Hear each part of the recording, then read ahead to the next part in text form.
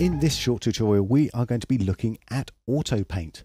If you haven't seen the other paint tutorial, then you should watch that first, because this picks up from where it left off.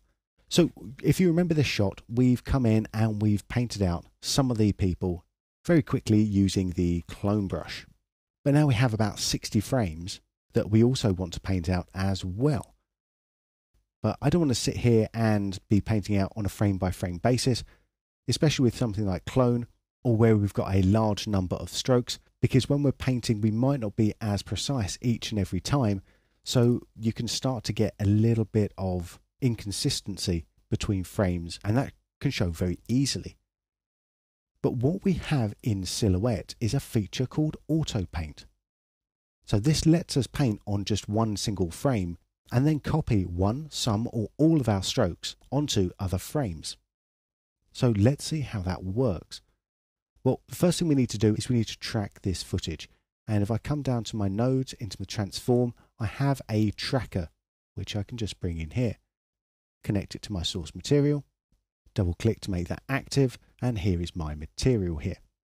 Now the motion trackers in the tracker node work in exactly the same way as the trackers do in other nodes such as roto and morph. So what I need to do is I need to make a layer, and I will call this one tree match, and I'm going to use just a point tracker on this because it's going to be fast and easy to do, and just create a point tracker here and make that a little bit bigger so we can see it a bit easier, and then move it to an area that's going to be easy to track. Well, let's choose the tree branches up here. That's looks consistent. It's going to be visible in the whole of the shot, so we don't have to worry about that. I can come to my pre-processing, maybe add a little bit of blur, a little bit of sharpen, contrast, just basically make that easy for the tracker to see. Don't have to do too much with it, and just hit track forwards, and that will track nice and fast. Always checking what's going on in that box there to make sure that I've got nice track consistency. That's looking pretty good. Excellent. So now I can apply that track and apply the position to that. Great. So now that is now match moving onto the layer, as we can see here, and that's looking perfect. So let's come over to our trees and take the tracking data out from the tracker and plug it into the yellow, which is the transform input on the paint. So now in paint, if I come down to my transform drop down here, we can see that we've got the tree match layer available to us. So if we had multiple tracked layers in the tracker here, they would all pop up in the transform drop down here.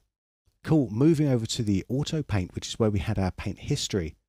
What I can now do is I can now select all of my strokes and click on match move at the bottom. And now I can just decide what range I want to do the auto paint on. Do I want to just do the current frame? Do I want to do the work range, all, or do I want to do a custom range here?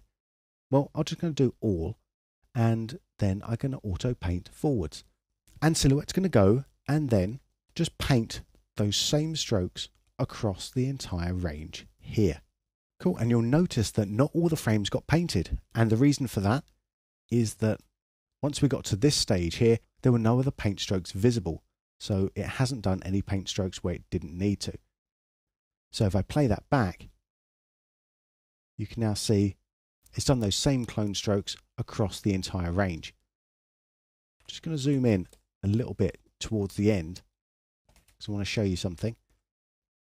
We've got a little issue here where this guy, he's just walked in outside of the range of where we had our original clone. Is this going to be a problem? Nope, of course not. All I'm going to do is come in and just do another bit of a clone up here, just to clone him out around there. Maybe tap that in a little bit so we don't get as much repetition going on. Same here, possibly. Cool, and that's created another element in our paint history. But that's only on one frame. So what we're going to do, we can just take these strokes now and we can do the same match move. So we can either paint forward or paint backwards across the entire range one more time.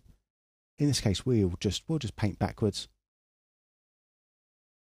And now you can see we've fixed that across the entire range here.